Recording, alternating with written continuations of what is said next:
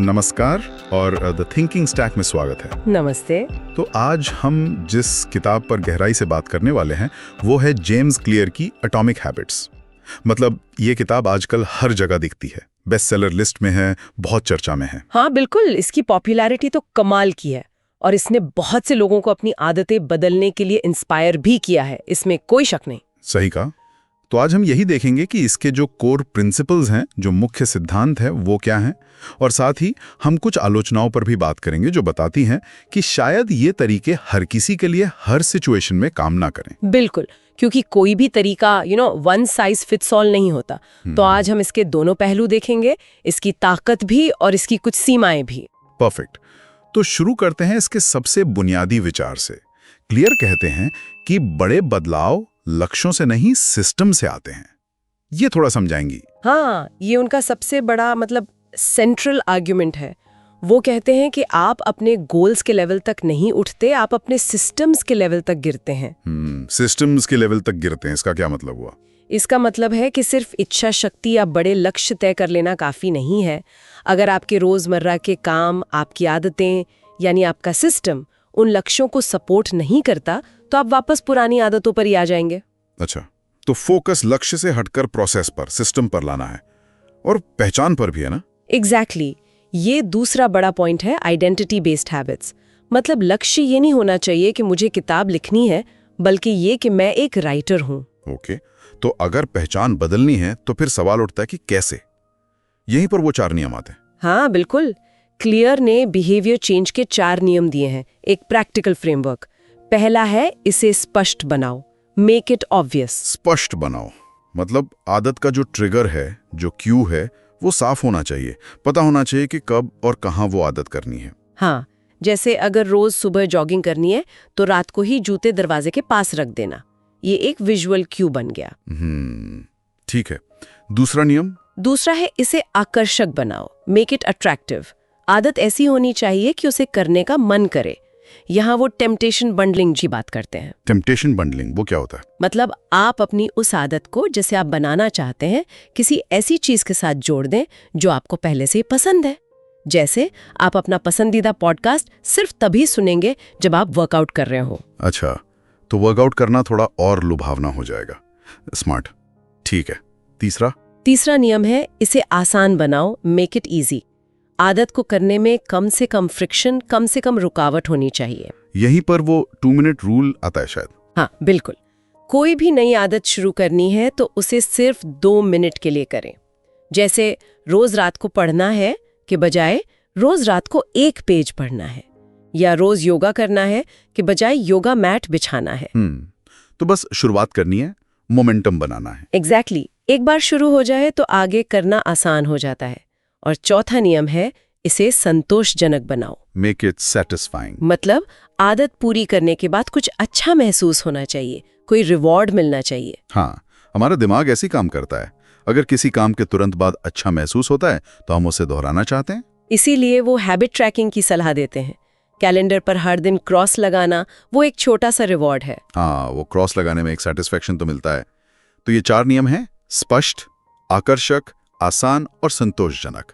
सुनने में तो काफी प्रैक्टिकल और लॉजिकल लगता है। हाँ, और ये काफी हद तक बिहेवियरल साइंस पर आधारित है, इसीलिए ये इतने पॉपुलर भी हुए। छोटे छोटे कदम, कंसिस्टेंसी, आइडेंटिटी शिफ्ट, ये सब काम करते हैं। लेकिन यहीं पर आलोचनाएं शुरू होती हैं। हाँ, पहला और सबसे बड़ा सवाल है कंट्रोल का।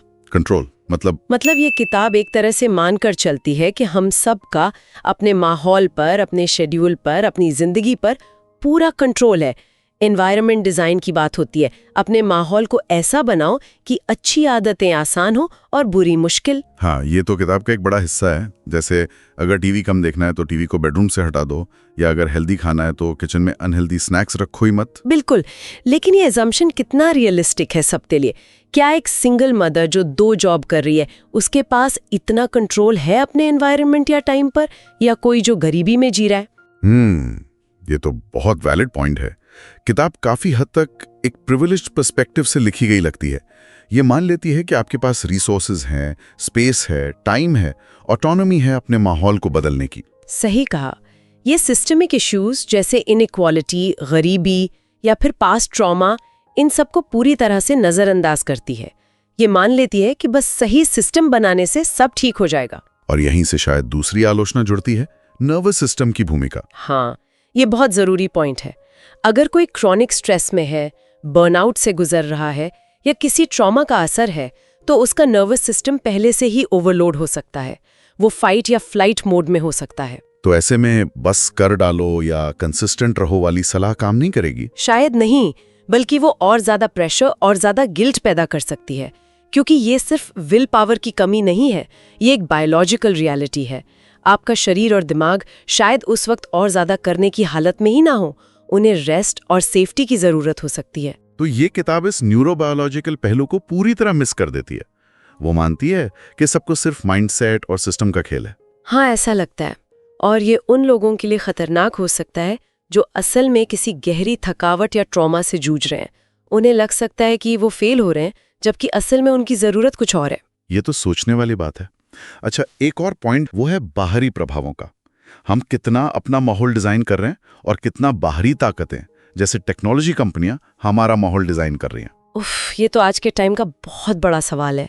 एटॉमिक हैबिट्स आपको अपने क्यूज और रिवॉर्ड्स डिजाइन करने को कहती है, लेकिन क्या हम सच में कर रहे हैं, या फिर social media, streaming platforms, shopping apps वो अपने क्यूज और रिवॉर्ड से हमारी आदतें नहीं बना रहे? हाँ, वो नोटिफिकेशंस, वो इन्फिनिट स्क्रॉल, वो पर्सनलाइज्ड एड्स, ये सब तो हमारी अटेंशन और आदतों को मैनिपुलेट करने के लिए ही डिजाइन किए गए हैं। एटॉमिक हैबिट्स का मॉडल शायद उन चीजों पर ज्यादा काम करता है जहां आपका कंट्रोल ज्यादा है, जैसे घर का माहौल, लेकिन डिजिटल दुनिया में शायद उतना नहीं। तो ये सवाल उठता है कि हम कितने स्वायत्त हैं अपनी आदतें चुनने में। बिल्कुल। और फिर एक और मुद्दा आता है ट्रैकिंग का। आदतें ट्रैक करना मोटिवेशन के लिए अच्छा हो सकता है, जैसा हमने पहले कहा। हाँ, वो क्रॉस लगाना। हाँ, लेकिन सोर्स आगाह करता है कि ये ट्रैकिंग एक जुनून, एक ऑब्सेशन भी बन सकती है। हर दिन वो स्ट्रीक बनाए रखने का प्रेशर, और अगर एक दिन मिस हो गया तो गिल्ट, एंजाइटी, खुद को फेलियर समझना। क्लियर कहते हैं, नेवर मिस ट्वाइस। 2 बार लगातार मिस मत करो। ये सुनने में अच्छा लगता है, लेकिन ये परफेक्शनिज्म को भी बढ़ावा दे सकता है। मतलब ये लचीलेपन के बजाय एक तरह की ब्रिटलनेस, एक नाजुकपन पैदा कर सकता है। जिंदगी में तो उतार चढ़ाव आते हैं, कभी बीमार पड़ गए, कभी कोई इमरजेंसी आ गई। आप हमेशा परफेक्ट नहीं रह सकते। सही बात है। रेजिलियंस का मतलब ये नहीं कि आप कभी गिरे ही नहीं। रेजिलियंस का मतलब है गिरकर उठना। अगर ट्रैकिंग का जुनून आपको गिरने ही नहीं दे रहा या गिरने पर बहुत ज्यादा अपराध बोध महसूस करा रहा है, तो वो शायद मददगार नहीं है। तो ट्रैकिंग को भी सावधानी से इस्तेमाल करना चाहिए। वो एक टूल है, मालिक नहीं बनना चाहिए। बिल्कुल। और अब आते हैं आखिरी, लेकिन शायद सबसे गहरे सवाल पर। ये जो आदतें हम बदल रहे हैं, क्या ये सच में गहरा बदलाव ला रही हैं, या ये सिर्फ सतह पर व्यवहार बदल रही हैं, जबकि अंदर की जो मूल समस्या है वो वैसी ही है? इसका क्या मतलब हुआ? उदाहरण दे सकती हैं? जैसे मान लीजिए कोई बहुत ज्यादा एक्सरसाइज करने की आदत डालता है। बाहर से देखने में ये एक अच्छी आदत है। एटॉमिक हैबिट्स के फ्रेमवर्क से शायद वो इसमें सफल भी हो जाए। हाँ, बिल्कुल। लेकिन क्या हो अगर ये आदत किसी गहरी इनसिक्योरिटी, जैसे बॉडी डिस्मॉर्फिया से आ रही हो? वो व्यक्ति शायद सिर्फ बाहरी रूप बदलने की कोशिश कर रहा है, लेकिन अंदर का दर्द या खुद को लेकर जो नेगेटिव सोच है उसे एड्रेस नहीं कर रहा। ओह, तो आदत तो बदल गई, लेकिन वो शायद किसी और बड़ी प्रॉब्लम का लक्षण मात्र थी। हाँ, और हो सकता है कि आदत बदलने से वो प्रॉब्लम दब जाए, लेकिन ठीक ना हो, या शायद किसी और रूप में बाहर आ जाए। क्या एटॉमिक हैबिट्स हमें अपनी आदतों के पीछे के क्यों को समझने में मदद करती हैं, या सिर्फ कैसे पर फोकस करती है? ये तो काफी गंभीर बात है।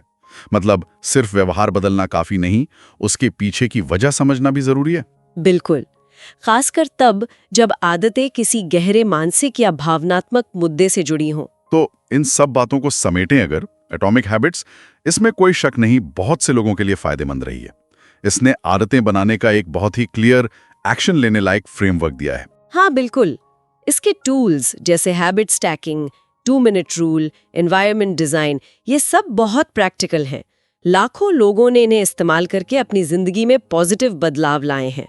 लेकिन हमें ये भी ध्यान रखना होगा कि ये मॉडल शायद उन लोगों के लिए सबसे अच्छा काम करता है जिनके पास अपनी जिंदगी में एक हद तक कंट्रोल, सेफ्टी और रिसोर्सेज हैं। हाँ, ये सिस्टमिक बैरियर्स, ट्रॉमा या नर्वस सिस्टम की जटिलताओं को ठीक से एड्रेस नहीं करता।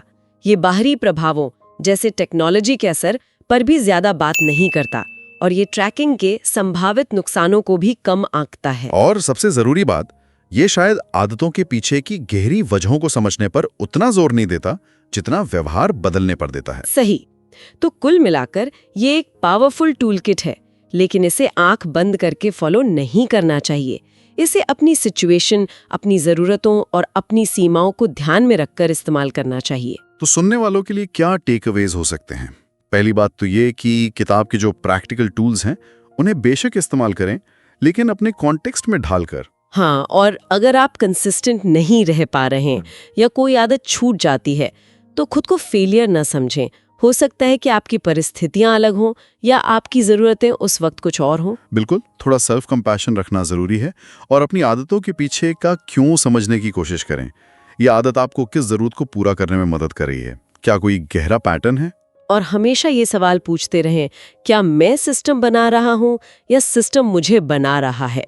खासकर डिजिटल दुनिया में ये अवेयरनेस बहुत ज़रूरी है। बहुत अच्छे पॉइंट्स हैं। तो ये थी हमारी एटॉमिक हैबिट्स पर एक गहरी नज़र, उसके फायदों और कुछ ज़रूरी आलोचनाओं के साथ। अब एक आखिरी सवाल श्रोताओं के लिए छोड़ते हैं जिस पर वो सोच सकते हैं। जरूर। सोर्स मटेरियल एक विचार देता है, क्या एटॉमिक हैबिट्स के जो सिद्धांत हैं, छोटे कदम, कंसिस्टेंसी, एनवायरनमेंट डिज़ाइन, क्या इन्हें सिर्फ व्यक्तिगत सुधार से आगे ले जाकर किसी बड़े पैमाने पर इस्तेमाल किया जा सकता है? मतलब क्या इनका उपयोग कलेक्टिव बिहेवियर या सामाजिक प्रणालियों को पॉजिटिव दिशा में बदलने के लिए हो सकता है, खासकर उन एरियाज में जहां इंडिविजुअल कंट्रोल बहुत लिमिटेड है, जैसे पब्लिक हेल्थ या क्लाइमेट चेंज या शायद शिक्षा? ये वाकई में एक बड़ा और सोचने लायक सवाल है।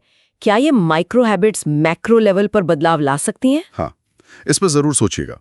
इसी विचार के साथ आज के लिए बस इतना ही। धन्यवाद। धन्यवाद।